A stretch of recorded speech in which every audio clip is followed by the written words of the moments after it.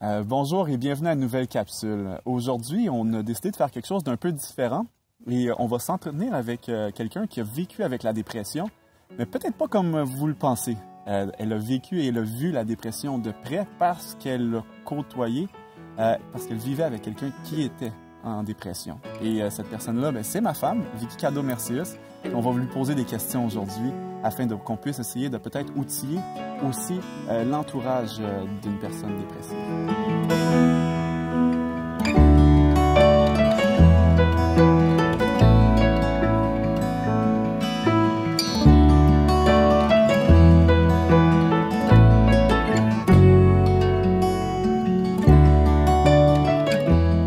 Vicky, merci d'avoir accepté l'invitation. Ça fait plaisir. Bon, écoute, maintenant, ça fait plusieurs années, ça fait quelques années que je suis maintenant remis de la dépression. Mais j'aimerais savoir un peu comment toi, tu as vécu tout cet épisode-là, justement. Parce que j'imagine qu'il y a des gens à la maison qui vivent un peu ça, cette dynamique-là. Ils sont pas dépressifs, eux, mais ils vivent avec quelqu'un qui est dépressif. Puis, je vais partir à la base. Ma première question que j'aimerais te poser, c'est est-ce que tu étais familière avec ça, toi, la dépression en général, avant qu'on sache que moi, je sois dépressif? Ben, pas connu, mais j'avais une idée préconçue de ce que c'était. Mais quand j'ai su que tu étais en dépression, je savais pas que c'était ça.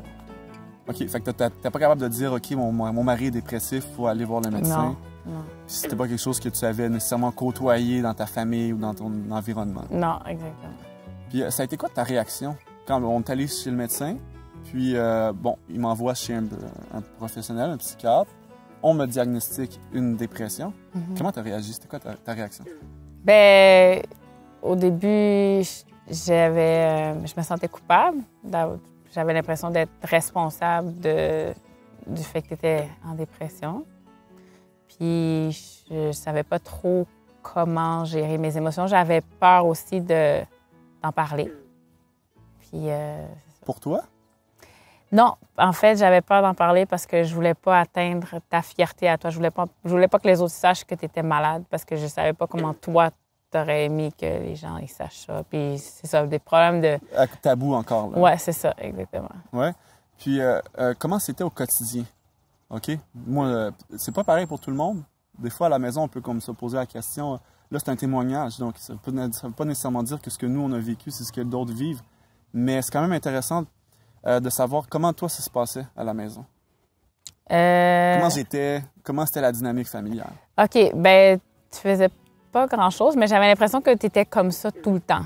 Je pensais que c'était un trait de personnalité, fait que j'étais comme, bon, ben il va falloir vivre avec. Qu'est-ce que tu entends, mettons, par faire pas grand-chose? Ben, tu dormais beaucoup. Tu étais souvent rivé devant un écran quelconque. Tu étais tout le temps isolé, soit sur ton téléphone, une tablette ou quelque chose, ou un ordinateur. Tu n'aimais pas avoir des interactions sociales, fait qu'on était souvent à la maison. Puis moi, j'avais peur de sortir parce que si je te laissais, ben j'avais l'impression que je fuyais un peu, fait que je restais à la maison. Donc c'était comme un peu... c'était comme un cercle vicieux, là, dans le fond. Non, c'est ça, exactement. Puis, mais ta culpabilité, est-ce qu'elle est restée longtemps? Est-ce qu'elle est restée tout le long? Ou est-ce qu'à un moment donné, la culpabilité, tu as réussi justement à passer par-dessus? Puis si oui, qu'est-ce que tu as fait? Qu'est-ce qui étaient les éléments qui t'ont permis de justement arrêter d'être coupable, de se sentir coupable? Bien, c'est parce que j'ai lu un livre qui s'appelle La dépression au masculin de Daniel Starenki. Puis ça, c'est vraiment un livre qui m'a aidé à... C'est Dr. Archibald, si je me trompe pas. Exactement. Oui, c'est ça. Exactement. Excuse-moi, oui, c'est pas ça. de problème. On va mettre les informations justement dans la description de la vidéo en dessous. Oui, ça vraiment... Parce que la dépression, moi, j'avais, comme je te dis, une idée préconçue. Puis ça se manifeste pas de la même façon chez tout le monde. Et surtout, c'est différent chez les hommes que chez les femmes. Les signes et symptômes sont différents. OK. Donc, ça m'a vraiment aidé à voir un peu quelles sont les causes, puis aussi comment vivre avec une personne en tant que femme ou parent ou conjoint. Donc, c'est un réflexe qui a été intéressant, justement, d'aller t'informer un peu, puis à différents endroits. Est-ce que tu aurais des conseils à donner? Quelqu'un qui nous écoute, qui vit avec une personne, justement, qui est dépressive. Là, on parle de quelqu'un qui sait que son mari ou sa femme ou son conjointe, son mari, sa sœur peu importe quelqu'un avec qui il vit au quotidien, elle sait que cette personne-là est dépressive. C'est des conseils que tu pourrais donner de par ton expérience? Je te dirais de mettre la main sur la bouche pour éviter de dire des choses qui pourraient blesser la personne. Puis ça, j'entends par là, c'est que... Ce que je veux dire par là, c'est que les personnes dépressives, ils veulent, mais ils peuvent pas. Parce que c'est comme on le sait, là, c'est tout dans le lobe frontal. Dans le lobe frontal.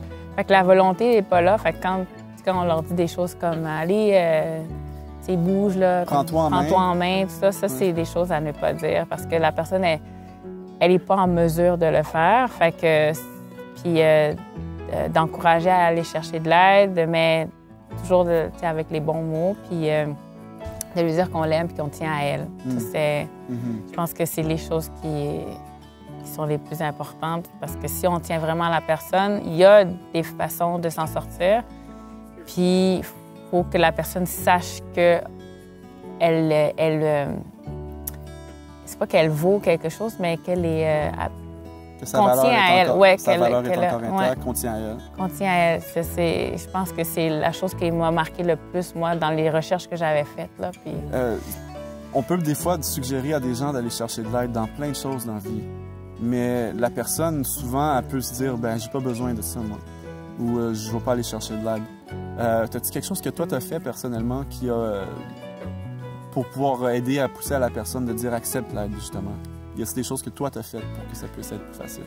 Bien, au début, j'ai prié beaucoup pour que je puisse avoir les bons mots, puis aussi pour que la personne, pour que tu puisses être en mesure d'accepter ce que je disais. Puis l'autre chose, c'est d'aller sur... les différentes ressources, quoi. T'en as nommé une? Oui, mieux. Je sens que ça te brûle l'envie d'en parler d'une autre. Est-ce que tu veux la nommer? Surmonter l'anxiété et la dépression. Mais c'est vraiment ça, là. Je suis allée... ça qu'on peut trouver exactement sur le site de Mieux Vivre. Oui, mieuxvivre.org. Évidemment, pour ceux qui sont habitués des capsules, à ne pas manquer, on va mettre les ressources encore une fois sous la description. Un mot de la fin avant que moi je m'adresse pour faire un autre mot de la fin?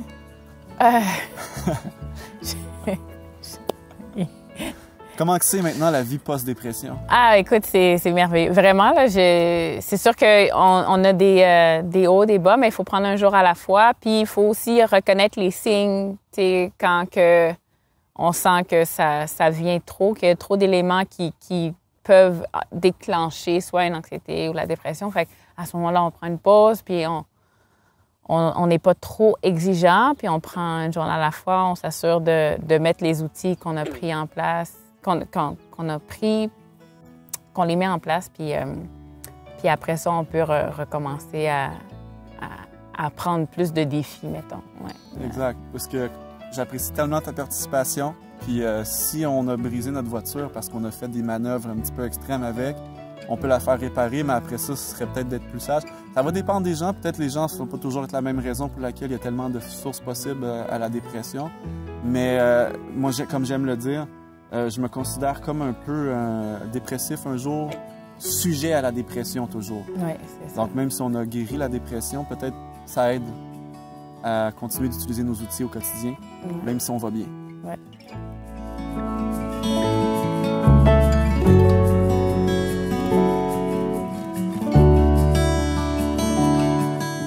Maintenant, j'aimerais moi aussi m'adresser à vous puis vous remercier encore une fois d'être à l'écoute de nos capsules. Puis on espère que ce court échange a pu vous donner un outil à vous qui écoutez que peut-être vous n'avez pas la dépression, vous, mais que vous êtes dans l'entourage proche d'une personne qui vit avec la dépression. C'est pas facile. C'est quelque chose qui est peut-être même, j'ai envie de dire, aussi difficile pour la personne qui la côtoie que pour la personne qui vit cette dépression-là. Alors, il ne faut pas négliger ça. Et j'ai une femme merveilleuse, merci Vicky. Et je vous encourage, vous, à donner le soutien que vous pouvez donner à la personne qui est auprès de vous, qui est avec la dépression. Et si vous êtes évidemment la personne dépressive, on lâche pas. Je vous envoie tout le courage du monde. Et puis, continuez de vous outiller, d'être à l'écoute des capsules. Et puis, on lâche pas la gang. on peut surmonter l'anxiété et la dépression. Merci encore et on se dit à une prochaine capsule. Merci. C'est ça.